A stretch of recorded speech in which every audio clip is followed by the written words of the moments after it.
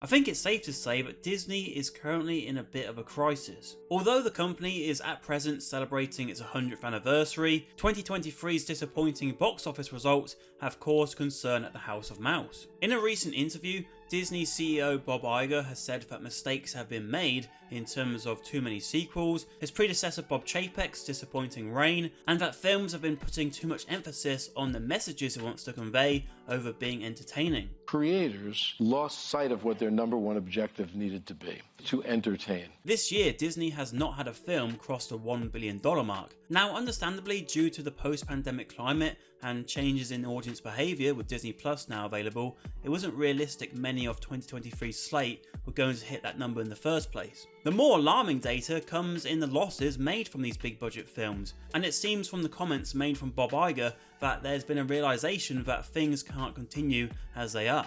I've tried hard to conduct my own post-mortem just so that we as a company don't do it again. Most people's fond memories of Disney come in the form of their animated movies, and for their centenary year, they have decided that Wish will be the latest addition to their vast catalogue. So how has Wish done so far? Well, it's had one of the worst openings ever for a Disney animated movie, but is it actually really that bad? The answer to that question is unfortunately yes, because this film, compared to the standards set by Disney in the past, the very high standards, comes nowhere near it because it is so lacking in substance and imagination that it feels like it should just go straight to Disney Plus. Please, no.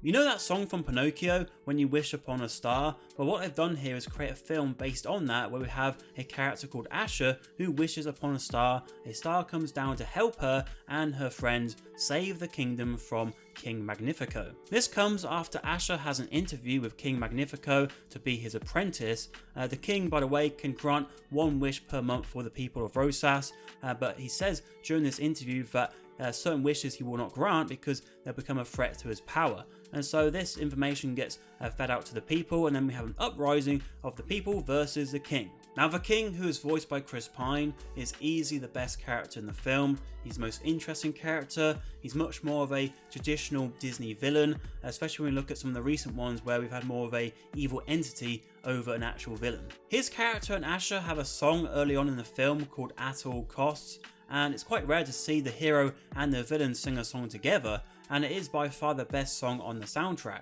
A couple of the other songs are okay, but the rest you'll forget in no time, and in terms of forgetting things, the side characters are bloody awful. We have Valentina the goat, who talks about his butt and does a few one-liners here and there, which I think kids might enjoy, but for most people it'll get tiring pretty quick. Then we have the star, who is pretty much just a Super Mario Galaxy Luma. And then we have these wet wipes, who are clearly inspired by the Seven Dwarfs, and they're just so bloody annoying. They don't do anything. I have no idea any of their names at all. They're just there because they're there as just voices which just are needed for the film. But it's just like there's just so many of them. Yeah, of course, with the Seven Dwarfs reference here, but that's the issue. So much of this film is about the reference and not actually about the overall story of Wish. Like, it's not a new thing for Disney to include Easter eggs in their films. Like, for example, we see a poisoned apple at one point, but the thing is, these Easter eggs should be hard to find, whereas in this film, the references and all that sort of thing, they're very easy to see, they're in your face, they're like, look, this is Disney, this is an advert for Disney. It's like, okay, we get what's going on here. But the thing is now, these references are taking full control of the film, instead of the actual story, and so, it's just like the creators were hoping that everything else would fall into place, but it just didn't. And speaking of things falling into place, the ending was basically just, we need an ending, okay, here's some magical bullshit, the end. All in all, not a bad day's work, really. Hey, how'd you figure that out? Ariana DeBose, who voices Asher, I think is pretty good, and she sings pretty well, as we saw in Spielberg's West Side Story.